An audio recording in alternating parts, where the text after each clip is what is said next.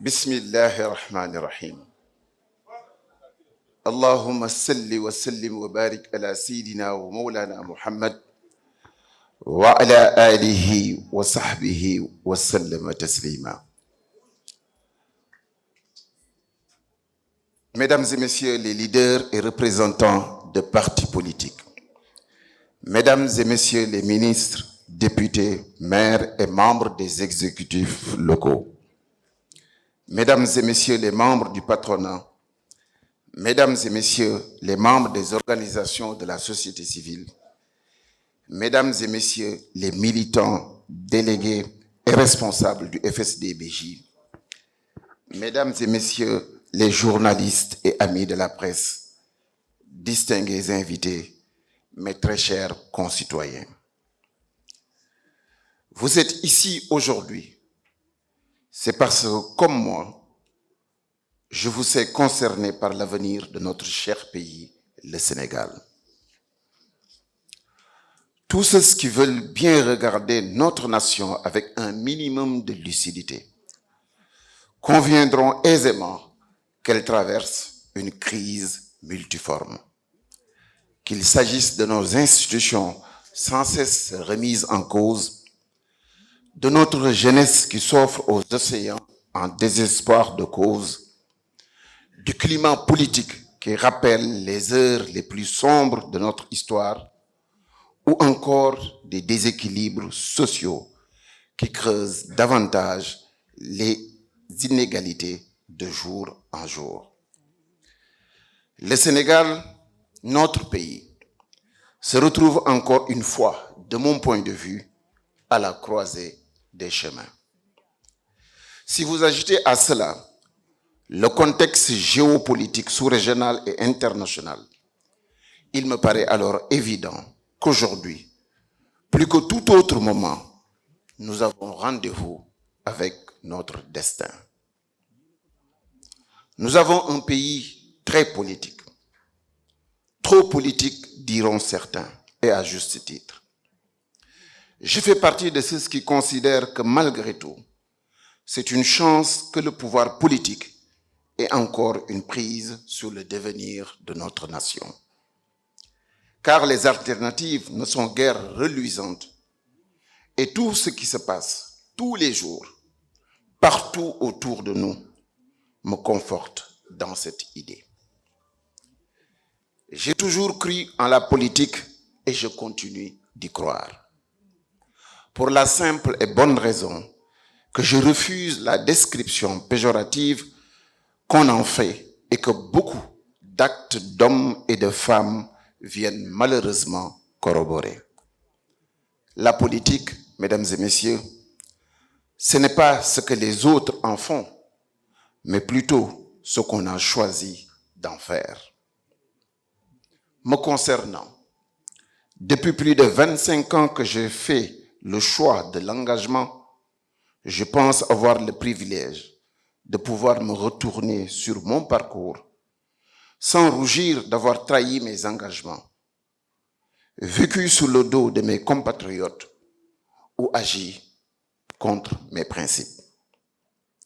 Ça ne veut pas nécessairement dire un parcours linéaire ou sans anicroche, mais ça traduit ce qui aura guidé mon action durant toutes ces années.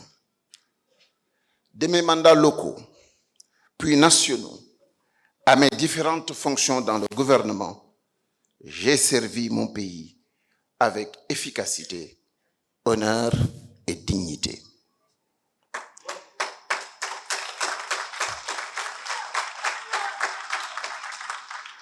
Dans mes rapports d'opposants ou de membres de la majorité, l'intérêt général a toujours prévalu sur chaque acte que j'ai posé. Le chef d'entreprise que je suis a su aussi également toujours faire de son métier le prolongement de son engagement pour la société. Mes très chers amis, j'ai l'insigne honneur aujourd'hui et depuis un moment de diriger le FSD/BJ, FSD Benno Jubal. Une formation politique qui me rend particulièrement fier, tant nous avons tous contribué à écrire les plus belles pages de l'histoire politique de ce pays.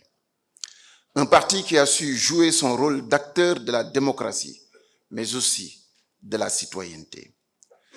Le FSD Benno Jubal a été une école pour beaucoup, et moi qui suis devant vous, le premier. Et c'est avec fierté qu'on observe ce que sont devenus beaucoup de jeunes de notre parti et beaucoup de cadres qui sont issus de notre formation. Je voudrais saisir cette occasion pour remercier chaleureusement tous les camarades, militants et sympathisants pour leur confiance et leur engagement. Je voudrais vous dire que vous avez fait ce qui vaut à notre formation aujourd'hui sa crédibilité, au point que notre voix soit attendue et entendue pour tous les sujets d'intérêt national. Je vous sais déterminé et prêt pour les combats à venir. Et c'est pourquoi, mes chers amis, le Sénégal, je le rappelle, est avant tout un héritage que nous avons reçu de nos devanciers et que nous avons l'obligation de léguer à nos enfants dans un état meilleur que celui dans lequel nous l'avons reçu. C'est le contrat moral que chaque génération doit signer avec ses héritiers. L'état de déliquescence dans lequel se trouvent nos institutions ne rend pas justice au parcours démocratique de notre pays. Les infrastructures construites à coups de milliards cachent difficilement le mal-être des populations et l'arsenal de répression déployé est fort heureusement inefficace face à l'insatiable besoin et désir d'émancipation de notre jeunesse. Et la crise de confiance qui sévit au sein de notre société traduit parfaitement le désespoir qui hante beaucoup de nos concitoyens. Et pourtant, je vous le dis et je le raffirme, l'espoir est permis et est autorisé. Nous nous acheminons, s'il plaît à Dieu, vers un moment de respiration démocratique aussi inédit que déterminant. Si les choses restent telles qu'elles sont, nous devrions vivre notre première élection présidentielle sans le candidat sortant. Même si on peut soupçonner que la machine étatique ou systémique sera quand même mobilisée au profit d'un candidat. Mais à tout le moins, il paraît évident que la configuration que nous allons vivre est idéale pour que l'offre politique prime sur tout autre critère. Mes très chers compatriotes, vous avez le droit d'espérer, et toutes les populations du Sénégal ont le droit d'espérer de cette élection des propositions qui vont les protéger de tous les maux qui gangrènent notre pays. La question des institutions devra être débattue et tranchée, une bonne fois pour toutes. L'hypertrophie du pouvoir exécutif devra être corrigée au profit du législatif et du judiciaire. Et la question de l'indépendance de la justice devra être sur la table. Pas comme si on le fait d'habitude avec des formules inopérantes autour de la rupture du lien de subordination entre le ministère de la Justice et le parquet, mais autour de vraies propositions qui prennent en compte la double nécessité de l'indépendance et de la légitimité populaire des magistrats. Cela dit, il nous faudra en finir avec la judiciarisation de l'espace politique et la politisation de l'agenda judiciaire. Il est insupportable que l'on puisse ne serait-ce que soupçonner la main de l'exécutif derrière les affaires qui concernent les acteurs politiques. Nous ne pourrons pas non plus faire l'économie d'un débat sur le rapport que nous entretenons avec nos forces de l'ordre. Il s'agira de prendre le temps de redéfinir leur rôle dans une société plus juste, plus transparente, plus soucieuse de la sécurité de chaque citoyen, afin de ne pas les exposer aux décisions politiciennes si souvent décriées. La question de nos ressources naturelles et de toutes nos ressources ne saura être en reste. Il s'agira même d'une question majeure pour l'échéance à venir, tant il est certain que différents groupes d'intérêt tenteront d'influer sur les résultats de cette élection pour les raisons que vous savez tous. Des indépendances à nos jours, nous ne savons pas par quel type de Sénégalais nous sommes et que nous avons voulu construire. Il est urgent aujourd'hui que nous puissions nous poser la question: qui voulons-nous être? Pour quel pays? Je veux la religion de l'éducation, une tâche qui fera que nos enfants seront l'ultra priorité de notre pays, pour les éduquer, pour les former, pour les encadrer, pour les aider, pour les amener à avoir un emploi décent et aujourd'hui à pouvoir être le relais de parents qui ont tant subi des indépendances à nos jours.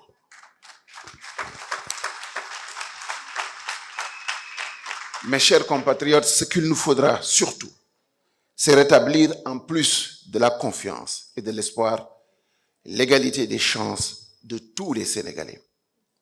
Ça passe par la réduction de la privatisation à outrance de tous les segments de notre pays, par la régénération d'un service public de qualité et surtout par une politique fiscale qui incite les plus riches à contribuer au même titre que tous les citoyens et de manière proportionnée. Observez, mes chers amis, et donnez-moi un seul secteur de notre pays où il ne faille pas payer plus cher pour recevoir un meilleur service, y compris dans des services aussi régaliens que l'éducation ou la santé. C'est un impératif pour notre vivre ensemble que de faire en sorte que l'enfant de Guet-Ndar, où est né mon père, puisse avoir les mêmes chances que l'enfant de Mermoz, du Pont-E ou des Almadies. Nous avons des chantiers énormes, identifiés de longue date, dont pourtant nous n'arrivons pas à voir le bout par manque de volonté politique et d'esprit de sacrifice. Il va de soi que l'esprit qui est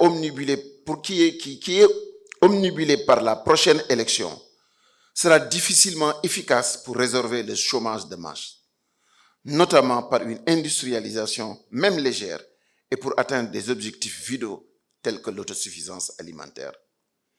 Il nous faudra aussi tenir un débat sur l'équité territoriale, la décentralisation et l'aménagement du territoire.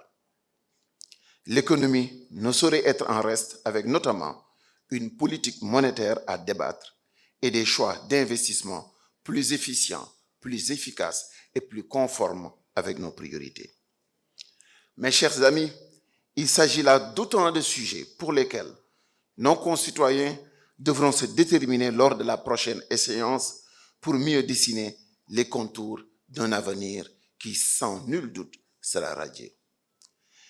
Il se trouve que pour chacun de ces sujets et pour bien d'autres, la formation politique que j'ai l'honneur de diriger, le FSD/BJ, par ma voix notamment, dispose de propositions singulières et concrètes qui méritent d'être portées à l'attention des Sénégalais. C'est la raison pour laquelle, avec l'onction de mon parti, le soutien de mes amis et de ma famille, et en toute responsabilité, j'ai décidé d'être candidat à la prochaine élection présidentielle de 2024.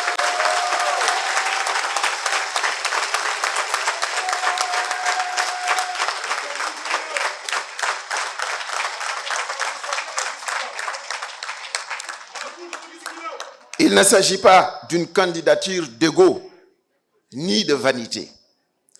C'est simplement la continuation d'une cohérence politique qui a montré la voie depuis fort longtemps et à qui l'époque aujourd'hui et les faits aujourd'hui semblent donner raison. Je veux être le candidat de l'égalité des chances, celui qui va assouvir le désir d'émancipation de notre jeunesse et qui rendra à nos institutions leur dignité. Je veux être le candidat qui va restituer à nos compatriotes, la chose la plus importante, celle-là qu'on ne devra jamais perdre, l'espoir. Pas plus ni moins, mais pas celui utopiste de faire de chaque Sénégalais un multimilliardaire, mais celui plus accessible de faire aspirer chaque citoyen à une vie décente. Je veux être le candidat qui va restituer la confiance dans notre société et réenchanter notre volonté de vivre ensemble, indépendamment de nos divergences et de nos différences. Je veux être le candidat de l'unité nationale et de l'indivisibilité de notre territoire. Celui qui portera haut nos valeurs locales et revendiquera fortement notre héritage culturel-religieux. Celui qui, bien que porté par un parti et une coalition, aura, pour la circonstance, pour partie, le Sénégal et voudra voir les 18 millions de Sénégalais. Au-delà de toute considération, au-delà de tout esprit partisan, regardez, ému par le seul besoin de lutter pour le Sénégal, de recréer l'envie et la volonté de grandir et de prospérer dans notre pays. Je veux être le candidat du citoyen de Saint-Louis, ma ville natale, de Matam, de Abdoulaye Sy, de Kédougou, de Thiès, de Tambacounda, de Ziguinchor, de Kaolack, de Mbour, de Dakar, des banlieues, de tous les hameaux et villages du Sénégal. Je veux être ce candidat-là qu'on a attendu depuis 1960. Un candidat ancré sur les valeurs sénégalaises. Un candidat crédible. Un candidat dont le parcours témoigne de la solidité de ses convictions. Un candidat qui a toujours été présent chaque fois que le Sénégal a eu besoin de lui. Un candidat d'honneur, un candidat de dignité, mais surtout un candidat qui va respecter ses engagements et sa parole.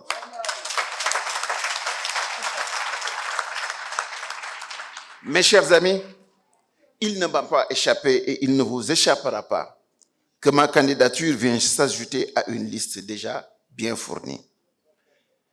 Mais je ne me suis jamais dérobé face à mes responsabilités. Je porte en moi un parcours des idées et des convictions. Je travaille avec des cadres émérites, patriotes aboutis et qui ont le Sénégal au cœur. Et je dirige une formation politique dont la voix compte et porte dans notre cher pays. Nous disposons d'une offre politique renouvelée malgré un corpus idéologique intact depuis plusieurs années et qui semble aujourd'hui plus que jamais collé à l'aspiration de nos concitoyens. Il ne nous sera jamais pardonné de priver le Sénégal de la possibilité d'avoir un candidat de la trempe de Cheikh Bamba Dièye. Et c'est pourquoi, mes chers amis, je vous donne rendez-vous dès demain sur le terrain pour entamer le travail qui, je l'espère, nous mènera à la victoire finale. Je prie Allah subhanahu wa ta'ala pour qu'il préserve notre pays, notre héritage, notre patrimoine, notre terre, le Sénégal. Je prie Allah subhanahu wa ta'ala qu'il raffermisse les liens entre chaque Sénégalais, qu'il réconcilie tous les Sénégalais, qu'il nous unisse dans le travail, la discipline et le service pour l'ensemble de nos concitoyens, comme le rappelle du reste Cheikh Ahmadou Bamba, wa aghrina ya rabbana bil khidma lil muslimina abadan wa rahma. Je prie également, parce que la condition et les circonstances sont difficiles, pour tous nos compatriotes qui ont perdu la vie dans tous les événements de ces derniers jours. Et je suis totalement solidaire avec ceux qui sont aujourd'hui dans les liens de la détention pour des convictions politiques et des convictions fortes pour le pays.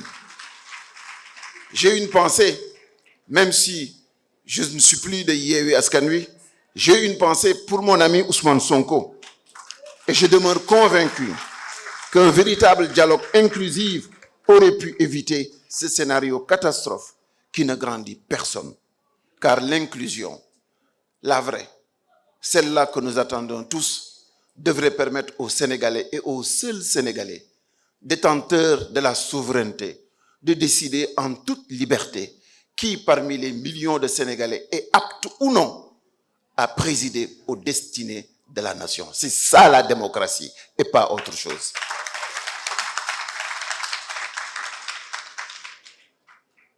dëgg la suma parti man FSD/BJ la tudd am naa coalition waaye wax dëgg yàlla yéene bi ma am ci Sénégal ak xol bi ma am ci Sénégal dama bëgg doomu Sénégal bu nekk gëm ni parti Cheikh Bamba Dièye mooy Sénégal ittey Cheikh Bamba Dièye mooy Sénégal coonay Cheikh Bamba Dièye du dara lu dul sàkki pexe yu dagan ngir jariñ yëkkati yokk yaatal xéewal goo xamee ni bu wàccee ñun ñëpp dinañ ko bokk ba doom yi ndey yi baay yi rakk yi mag yi ñëpp gis ci seen bopp te ñëpp yëg ni fonk nañ leen te ñëpp yëg ni am nañu itte ci ñoom sama sëriñ bu baax boo di suñu xalif yal na yàlla bàyyi ko suñu kanam lu yàgg day wax ju am solo ci lépp lu mu sumb mu Cheikh Mountakha Bachir day wax mbokki taalibe yi ni bu mu laal suuf kon yéen samay mbokk yéen samay militants yéen doomu Sénégal yi xam leen ni bis bu ngeen ma joxee seen réew mi bis bu ngeen góorgóorloo ba jël Sénégal tekk ci sama loxo wallahi éducation Sénégal du laal suuf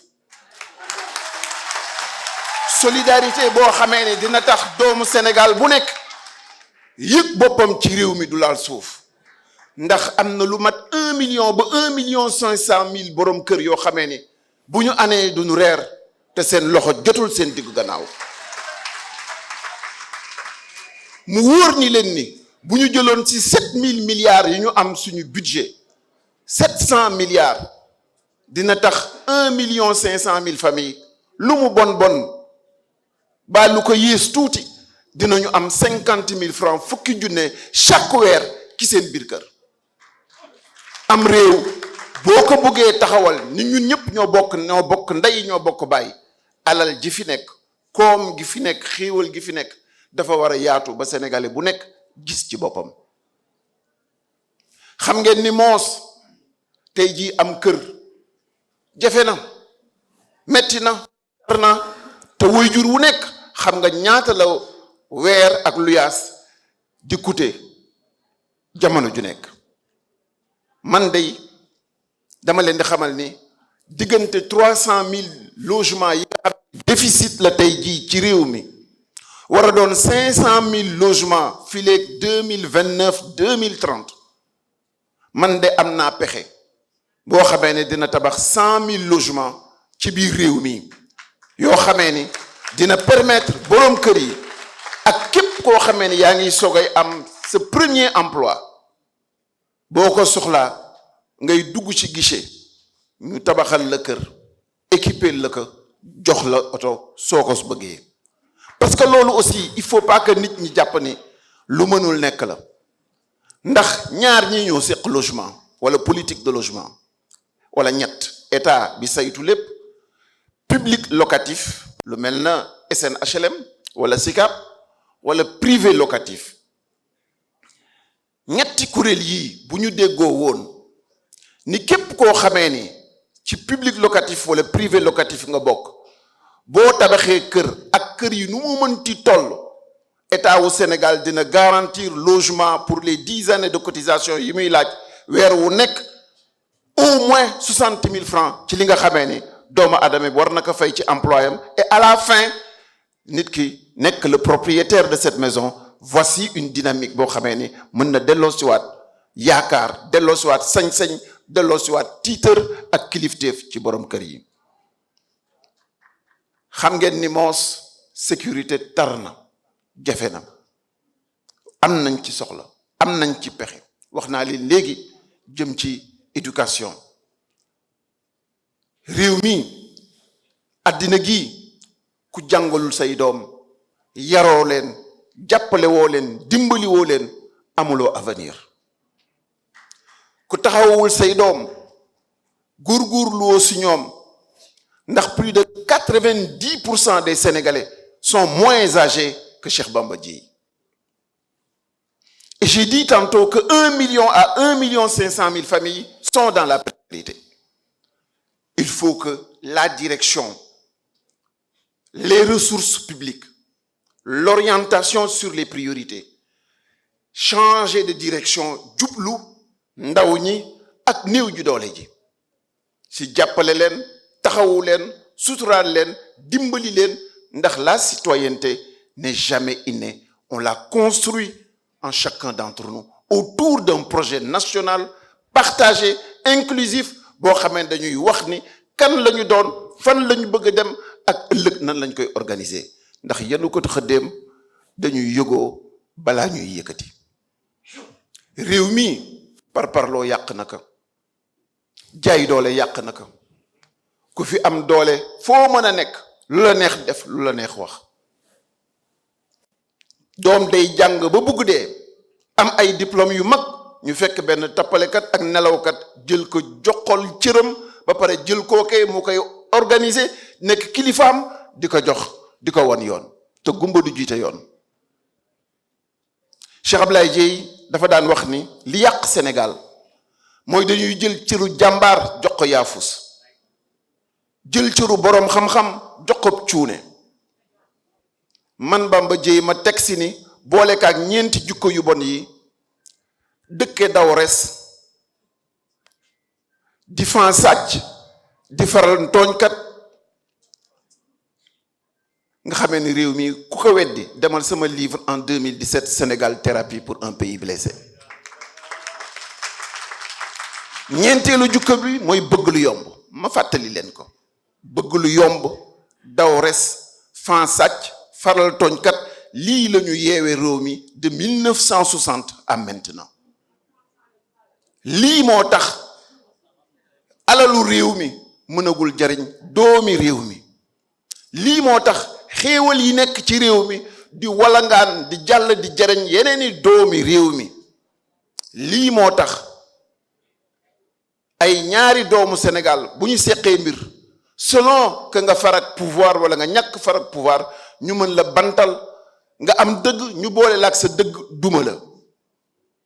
Sénégal gii ngeen di dund da ngay am dëgg ñu boole la ak sa dëgg duma la. xam ngeen lu tax njiit lu matadi. Cheikhina al Qadim dafa wax ni wa man tawassala bi waasilin wasal wa man tawassala bi aksifin fasal. nee na ku aju si ku mat dal di mat ku aju si ku des dal di des. mu misaale que ni ñaari jigéen a ngi nii dugg otoraay kenn ki jënd billet kenn ki sàggan ba brûlé bu contrôle bi jotee ci ku brûlé da koy wàcce doomam bu jotee ci ki fay biyam daf koy bàyyi ba gaar ba mu bëgg yam moom ak doomam. xool leen métaphore Cheikh Ahmadou Bamba bii nee na de ñaari xale yi kenn fayul déglu leen baax ñaari xale yi ñu boot kenn si ñoom fayul billet. matadi kenn ki ñàkk faydaam bëgg lu yombam daw resam fan sàcc ak faral tooñkatam moo tax ñu wàcce ka wàcce walla doomam. keneen ka matam moo tax ñu bàyyi ka fa moom ak doomam. kon gars yi nañ daw wuti njiit lu mat. élection yii nga xamee ni wir nañu ni boog ba fi tey ndax Sénégal léegi kenn mënatul waat dara waaye wir nañu ba fi tey kii fi nekk président de la République di le président Macky Sall du ci bokk. war nañoo góorgóorlu ba élection bii bañ a doon élection par parloo ak acteur politique rek wàcc seen kanam yéen sénégalais yi ni leen sama gaay yi maa ko yor maa ko man maay boroom alal ji maa am xaalis maa yor ndombo tànk yi maay ministre maay premier ministre maay député maay chef d'entreprise ngeen gise kaak alal bu dul jeex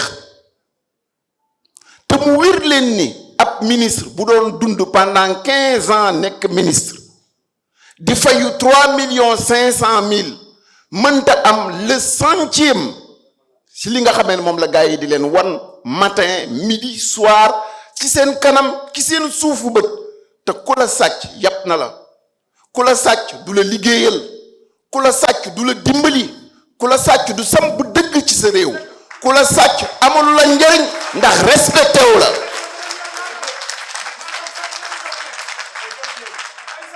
sama gars yi delluwaat leen ngeen xalaat bu baax. nit bu la yebee du la liggéeyal, nit bu la yebee du la jàppale, nit bu la yebee du la toppatoo, nit bu la yebee du la xëyal. te tey jii Sénégal kii ab jaam la ñu soxla à la présidence de la République.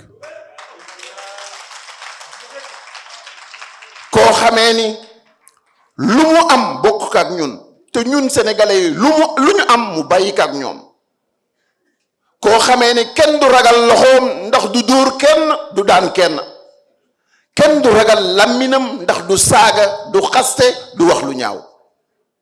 pourtant de valeur boobu moom la Sidi Hadj Malick gàddu ba tey jii ñu sauver islam, sauver Sénégal, sauver jukko yi. valeur yooyu moom la Mawlana Cheikh Ibrahim gàddu sauver islam, sauver réew mi, génn ba sauver wàlle Nigéria. valeur yooyu moom la Limaamu Laay fii ci Ndakaaro saxale fi dëgg ak jaamu yàlla, jël doomu aadama yépp sant boo mën a sant mu effacé pour lan justice, équité, inclusivité, participation. Serigne Touba di ñu wax ni nit ku nekk war nga xam li nga moomal sa bopp, li sa yoon nekkul ak li nga bokk ak say mbokk. Sidi Hadj Malick feelu ko ni ko bul ko sañ yow kot nguur gi, bul ko wax yow kot nguur gi, bul ko man yow kot nguur gi. Nous sommes les héritiers de ces grands hommes. Nous sommes les héritiers de ces vrais valeureux, de ces preux chevaliers qui ont construit ce pays et font que nous sommes ce que nous sommes aujourd'hui et font que nous revendiquons notre place. ñun ñooy ndonay Sidi Hadj Malick, ñooy ndonay Cheikh Ahmadou Bamba, ñooy ndonay Mawlana Cheikh Ibrahim, ñooy ndonay Thiénaba, ñooy ndonay Ndiassane, parce que taalibe lañu, doomu taalibe di citoyen te yéene jàmm réew mi. duma gan ci politique de ndax maa ngi ci bëgg a mag nag léegi, maa ngi bëgg bokk si ñuy mag ndax FSD/BJ 95 lañ ko formé. boobee ba léegi dox leen ci réew mi acteur politique bu am at yi ma am ci politique, dund politique ba pare te kenn dabagu ko ni ko yaa fi jël benn mètre carré.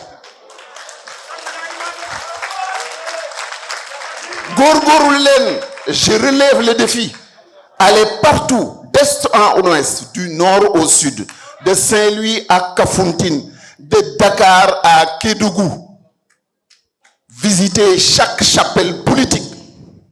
gis leen koo xamee ne depuis 95 mi ngi ci politique te dóorewul, daanewul, du wax lu ñaaw, du def lu ñaaw. te chaque fois que réew mi am rendez-vous historique, rendez-vous boo xamee ni ëllëgu réew mi mën na nekk en jeu, il est toujours dans l'humilité, présent et très décisif.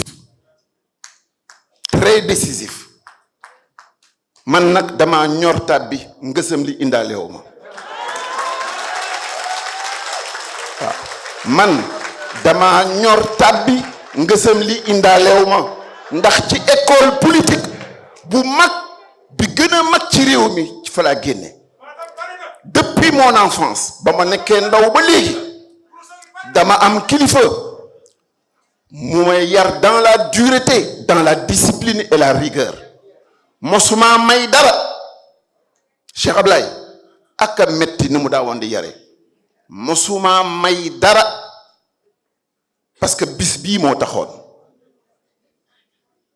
dafa mos a exigeant ci lépp lu may def ngir bis bii. dafa mos a taxaw am fulla am fayda ngir bis bii. ndax xamoon na ni école politique bi mu am, qui est une école spirituelle comme le disait l'honorable Guirassy, dafa war a nekk un terreau fertile pour l'éclosion des élites de la vie publique, de serviteurs de l'État et de serviteurs des Sénégalais. xam ngeen Cheikh Laye lan la daawoon di wax, dafa ni politique ñaar la, politique ko defal ak politique defal.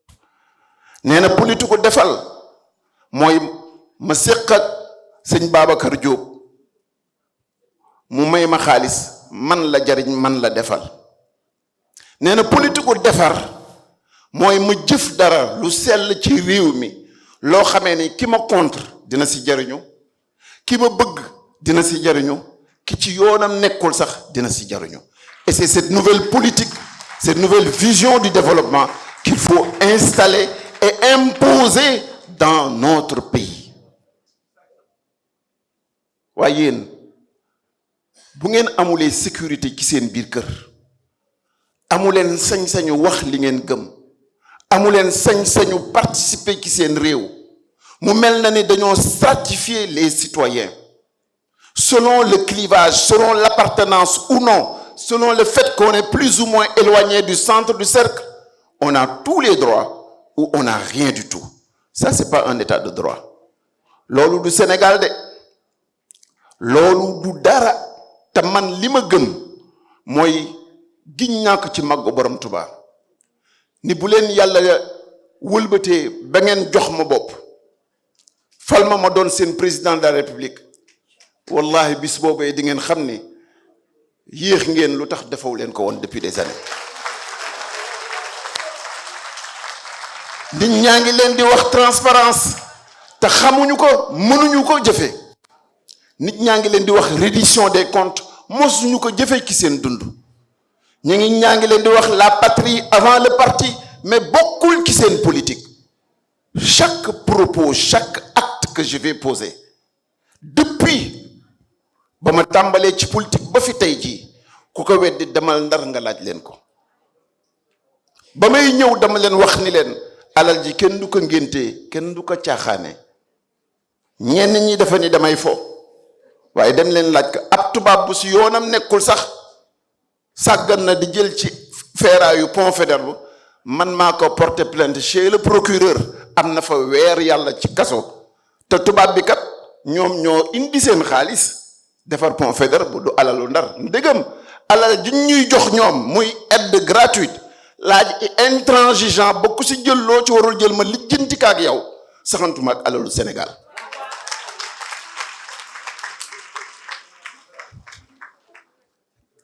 gars yi, si le Sénégal vous intéresse, si vous voulez rompre avec le processus de déchéance politique ou politicienne bi nga xamee ne moom lañ ñu samp depuis 1960, faites-moi confiance. parce que li wér bu wóor mooy dinaa fexe ba nga xamee ne méritocratie mooy gouverner la République. dinaa góorgóorlu sama kemtalay kattan ba doomu Sénégal donte dafa nekk Johannesburg wala mu nekk fale ca Tokyo wala mu nekk à Washington wala Los Angeles te mu am lenn lu mu mën a dimbalee Sénégal, seetuma kenn mooy ndeyam, seetuma kan mooy baayam, xaw ma fu mu dëkk ak lu mu mel, waaye dinaa ko dem tarbiye ji. bu dee wax wala fu doomu Ndar ma doxaan ka ba indi ko ci biir réew mi, jox ko fi loo xamee ne dina mën a liggéeyal réewam au profit de tous les Sénégalais. ba ma dee gagné mairie Ndar dama ànd ak lépp luy parti d'opposition formé sama coalition ñu dem gagné dëkk ba. te am naa courage man maa doon defar liste bi de. am na ñoo xamee ni à 1 heure avant ñuy déposer lu ñu ñëw. te pourtant de xam nga nan laa ko séddalee division rationnelle, peu importe ñaata parti ñaata nga toll wala nu ñu xayma ne noonu nga toll, ku nekk ñu jox la cër bu mat sëkk, et tout le monde s'est retrouvé. Et je suis resté juróomi at mosuma am benn conseil municipal boo xamee ni tardé na. te ñu bare ca biir Ndar dañ daawoon di jaawale conseillers yi, bare na ñoo xamee ne dañ leen daan di jàpp ni ñiy conseiller FSD/BJ la ñu, fekk yeneen parti yi la ñu bokk. xam ngeen lu koy waral? njiit lu mat, njiit lu fonk doomu aadama yi, xam ne lu benn mën fukk moo ko dàq, xam ni as la yewoon ëllëg lépp lu fi waay def dees na ko seetaan. feuillez les maires yi ba ngeen di gis ab maire boo xamee ni dina dund 5 années et quelques dans une commune te mosta am benn mètre carré de litige foncier. J'ai été à la ville de Saint-Louis pendant 5 années. Il n'y a jamais eu 1 millimètre carré de litige foncier dans la ville. Yéen journalistes yi bu ngeen sax ne Ndar sore na ci yéen bi ma nekkee ministre de la communication l'aide à la presse bi nga xamee ne moo leen tere ne loolu dawnoon sa jamono yooyu 700 millions man maay le seul ministre bi nga xamee ni maa ko publié du début à la fin dans les journaux chaque organe xam ñaata nga jot ñaata la sa morom jot jusqu'au dernier franc ba ma ca noppee ba léegi kenn diggatu ko dinañ ko séddale kay kenn du ko xam. Voilà comment on doit se comporter avec l'argent public. Vous voulez la transparence? Je pense être l'homme qu'il vous faut. Vous voulez le développement? Je suis celui qu'il vous faut. Vous voulez un Sénégal uni? Man Cheikh Bamba Dièye mën naa leen ko liggéeyal. Vous voulez un Sénégal debout? Sénégal boo xamee day taxaw dab Côte d'Ivoire jot ka raw ka dab Ghana jot ka raw ka di méngalanteeg Nigeria. Je suis l'homme qu'il vous faut. Vous voulez un homme d'État qui va se sacrifier matin, midi, soir, night and day au seul profit des intérêts des millions de Sénégalais et du Sénégal. Je suis l'homme qu'il vous faut. wax naa leen que léegi de duma gan ci politique jàpp naa ni bare na candidat yu fi nekk yoo xamee ni ki sama jaar-jaar jëflante ak nag ñoom am na suñu bare ñoo xamee ni nekkoon nañu ci tolof tolof yéen Sénégalais yi vous êtes témoins et vous avez vu comment je les ai accompagnés. Parfois même, et je prends à témoin l'honorable député Malick Gueye. am na ñu bare ñu defe woon sax ci parti yooyu laa bokk mais j'ai horreur de l'injustice. J'ai horreur que quelqu'un gëm dooleem ba jàpp ne ci dooleem mën na ci noot ñeneen ñi loolu ça m'est insupportable. noonee laa ko defee woon ca keneen def kaak ca keneen et puis sax depuis 2007 ba ñu bëggee jël Macky Sall di ko bunduxataal à l'Assemblée nationale vous pouvez lui demander j'étais à ses côtés. En 2011 wolof nee na bare na ku lekk jën te xamuloo mool ba ko jàpp mais jafe naa ni ki jàpp jënu 2012 bi mool bii moo ko jàpp ndax la ma def ca le 21 juin 2011 yéena Sénégalais yépp ba ñu takku taxaw ba affaire ba ñëwee ca élection présidentielle ba ñu imposer une alternance